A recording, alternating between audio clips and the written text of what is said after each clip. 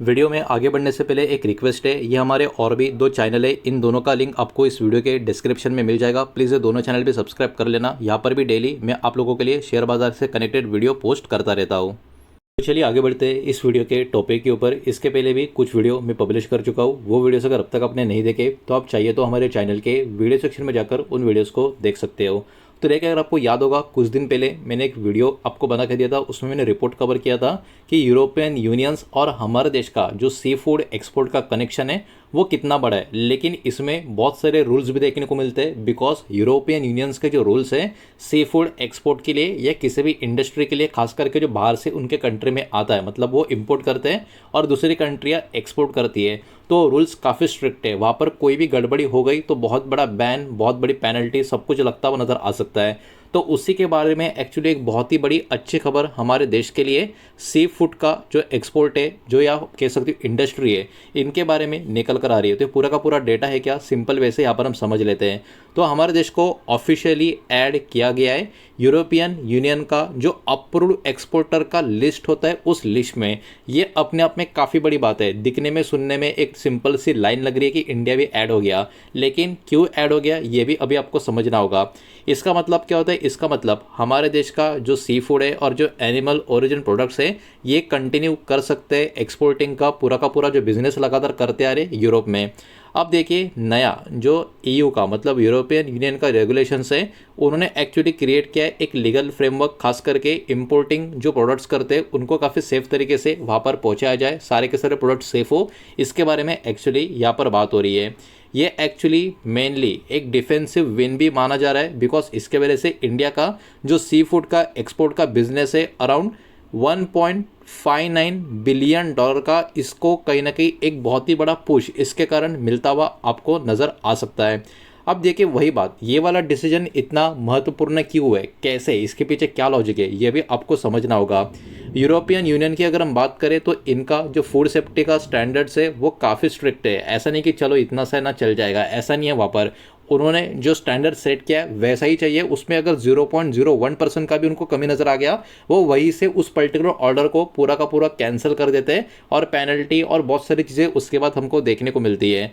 अब देखिए, अगर इंडिया यहाँ पर अप्रूव नहीं होता इस लिस्ट के लिए, तो एक्सपोर्ट जो है सी फूड का प्रोडक्ट का, वो कहीं ना कहीं बहुत ही बड़े रेस्ट्रिक्शंस में यहाँ पर हमको देखने को मिल सकता था। इसी के कंपैरिजन में अगर हम बात करें, ये जो अप्रूवल है जो अभी इंडिया को मिल चुका है, इसके कारण हमारे देश का जो एक्सपोर्टर्स है वो अपना बिजनेस कहीं ना कहीं कंटिन्यू कर सकते हैं, खासकर यूरोपियन मार्केट में, बिकॉज यहाँ पर ओवरऑल प्रीमियम यूरोपियन मार्केट का भी बहुत बड़ा एक्सेस हमारे कंट्री के इस इंडस्ट्री को वहाँ पर मिलता हुआ नजर आएगा। और इससे ओवरऑल ग्लोबल बायर्स का भी कॉन्फिडेंस कहीं ना कहीं बढ़ता हुआ, इंप्रूव होता हुआ हमको नजर आएगा। अब आगे बढ़ते नेक्स्ट पॉइंट की तरफ। यहाँ पर जो मेन फोकस है वो एक्चुअली एंटी माइक्रोबायल के ऊपर जो रेजिस्टेंस की बात हो रही है, एएमआर की बात हो रही है, इसके ऊपर है। बिकॉज यूरोपियन यूनियन की बात करें, ये वेरी स्ट्रिक्ट है, जो एंटीबायोटिक का जो भी रेसिड्यू होता है फूड प्रोडक्ट्स में उसको लेके, और कंटिन्यू एक्सपोर्टिंग का सी फूड का अगर हम बात करें, हनी का बात करें, या एक्वा कल्चर से कनेक्टेड प्रोडक्ट्स की बात करें, तो इनका प्रॉपर टेस्टिंग और मॉनिटरिंग यहाँ पर होता हुआ आपको देखने को मिलता है। इसमें उनको कहीं ना कहीं सफलता आनी काफ़ी ज़रूरी है, बिकॉज उनके स्टैंडर्ड्स वहाँ पर काफ़ी स्ट्रिक्ट आपको देखने को मिलेंगे। तो इसके कारण इंडिया ने अपना इंस्पेक्शन और सर्टिफिकेशन का जो सिस्टम है उसको कहीं ना कहीं और भी अपग्रेड करता हुआ यहाँ पर नजर आया, ताकि यूरोपियन का जो स्टैंडर्ड है काफ़ी स्ट्रिक्ट वाला, इसको हम सक्सेसफुली क्वालिफाई कर पाए, मैच कर पाए, जिसमें हमको यहाँ पर सक्सेस मिल भी चुकी है।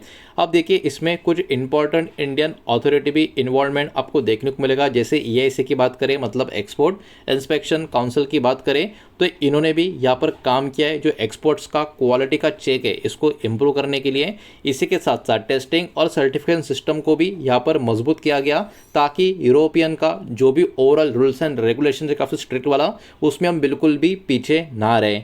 एमपीईडीए की बात करें, इन्होंने भी एक्चुअली सी फूड एक्सपोर्टर्स को काफ़ी मदद की, ताकि जो कॉम्प्लायंस स्टैंडर्ड है उसको इम्प्रूव किया जा सके, और मॉनिटरिंग के लिए सपोर्ट किया है, और ओवरऑल जो एक्सपोर्ट्स का प्रोसीजर है उसके लिए भी यहाँ पर एमपीईडीए की तरफ से यहाँ पर मदद मिली है। मतलब इंडिया के कुछ कुछ अथॉरिटीज़ ने भी यहाँ पर इस पर्टिकुलर इंडस्ट्री की अच्छी खासी मदद की है, ताकि कोई भी इशू, कोई भी प्रॉब्लम किसी भी तरीके का यूरोपियन यूनियन का एंट्री करने में इनको ना हो। अब देखिए, अभी भी रिस्क यहाँ पर बना हुआ है। अभी आप सोचोगे इतना सब कुछ हो गया, इंडिया को लिस्ट में ऐड भी कर दिया, तो रिस्क किस टाइप का, तो देखिए वही बात है, यूरोपियन यूनियन एक्चुअली फॉलो करता है ज़ीरो टॉलरेंस पॉलिसी, और किसी भी बैंड एंटीबायोटिक का ट्रेसेस भी अगर मिल गया ये अप्रूवल के बाद तो भी बहुत ज़्यादा इशू यहाँ पर हो सकता है, बैन फिर से लग सकता है किसी भी कंट्री को, फिर वो कंट्री कोई भी क्यों ना हो, बिकॉज इनका पॉलिसी ज़ीरो टॉलरेंस वाला आपको देखने को मिलेगा। छोटा वॉयलेशन भी यहाँ पर शिपमेंट का रिजेक्शन का पूरा कन्वर्ट करता हुआ नज़र आ सकता है। तो इंडिया का जो श्रिम्प का एक्सपोर्ट है प्रीवियसली भी ऐसा इशू फेस किया था, जो एंटीबायोटिक रेसिड्यू का फाइंडिंग उसमें मिला था। तो इसलिए कहीं ना कहीं ये वाला चीज़ हमारे कंट्री के लिए और भी ज़्यादा मैटर करता है, बिकॉज पहले इस चक्कर में हमारा सी फूड का इंडस्ट्री को काफ़ी बड़ा नुकसान झेलना पड़ा था। तो अभी इस समय ऐसा कुछ ना हो, यही यहाँ पर इनकी कोशिश रहेगी।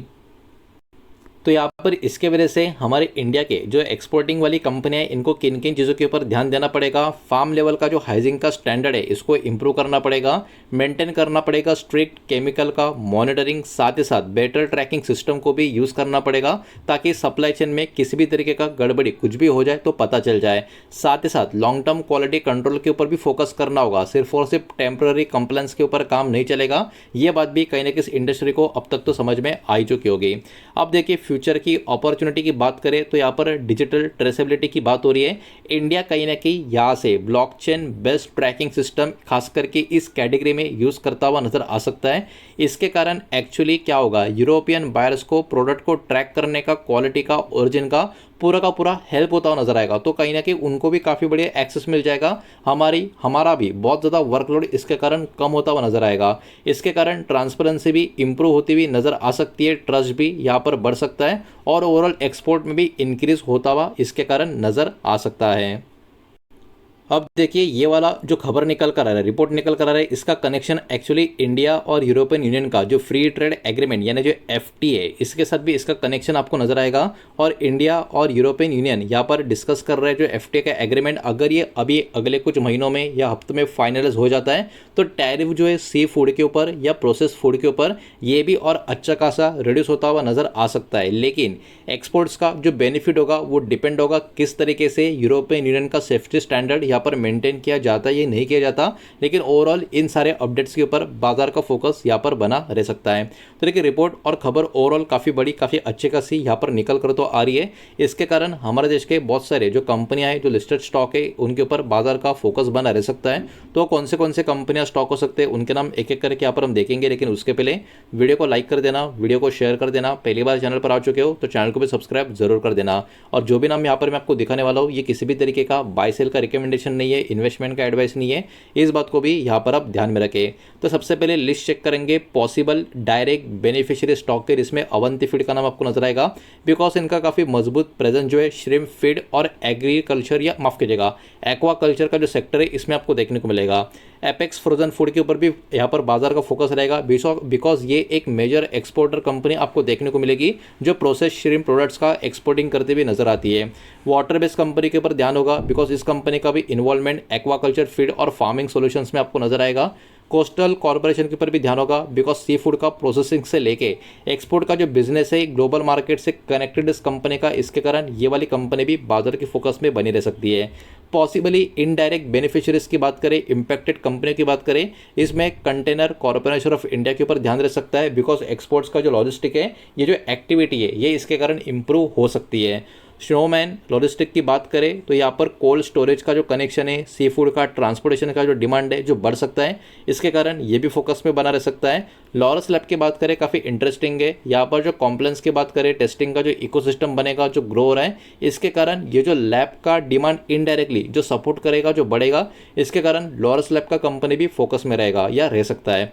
TCI एक्सप्रेस की बात करें तो एक्सपोर्ट से कनेक्टेड जो ट्रांसपोर्टेशन का एक्टिविटी होगा उसके ऊपर भी इनडायरेक्ट इंपैक्ट आ सकता है, जिसके कारण ये वाली कंपनी के ऊपर भी बाजार का फोकस बना रहेगा। तो देखिए रिपोर्ट अपने आप में काफ़ी ज़बरदस्त निकल कर आ रही है। इसके समरी, कंक्लूजन या टेक अवे की बात करें, इंडिया का जो इंक्लूजन है EU का अप्रूव्ड एक्सपोर्टर का लिस्ट में, ये बहुत ही बड़ा रिलीफ सी फूड का इंडस्ट्री में अभी के लिए माना जा रहा है। रियल चैलेंज अभी यही होगा कि मेंटेन करें स्ट्रिक्ट क्वालिटी स्टैंडर्ड कंसिस्टेंट तरीके से, वरना कभी अगर थोड़ा सा भी कुछ हो गया तो यूरोपियन यूनियन का जो स्टैंडर्ड है काफ़ी स्ट्रिक्ट है, वहाँ के लॉ काफ़ी स्ट्रिक्ट है, कभी भी रिजेक्शन पूरा का पूरा शिपमेंट का उसकी वजह से होता हुआ नज़र आ सकता है। तो कंपनियों को कहीं ना कहीं स्ट्रॉन्ग कंप्लायंस सिस्टम को यहाँ पर फॉलो करना पड़ेगा, ट्रेसेबिलिटी को फॉलो करना पड़ेगा। एक्सपोर्ट का जो क्वालिटी है कहीं ना कहीं यहाँ पर बेनिफिट लॉन्ग टर्म के लिए होती हुई हमको यहाँ पर नज़र आ सकती है। तो ओवरऑल काफ़ी इंपॉर्टेंट और काफ़ी बढ़िया रिपोर्ट जो निकल कर आ रही थी वही मैंने आपके सामने यहाँ पर प्रेजेंट की है, लेकिन सारा का सारा डेटा एजुकेशनल इन्फॉर्मेशनल पर्पस के हिसाब से किसी भी तरीके का इन्वेस्टमेंट का एडवाइस या स्टॉक का रिकमेंडेशन मैंने आपको दिया नहीं है, ना ही मैं आपको दे रहा हूँ। ये बात भी यहाँ पर आप ध्यान में रखें। उम्मीद करता हूँ वीडियो समझ आया होगा, पसंद आया होगा तो वीडियो को लाइक करें, दोस्तों से शेयर करें। पहली बार चैनल पर आ चुके हो तो सब्सक्राइब भी कर देना, और कोई भी स्टॉक में निवेश करने से पहले खुद की स्टडी रिसर्च जरूर करें, फाइनेंशियल एडवाइजर की सलाह जरूर ले। मिलते हैं नेक्स्ट वीडियो में, धन्यवाद।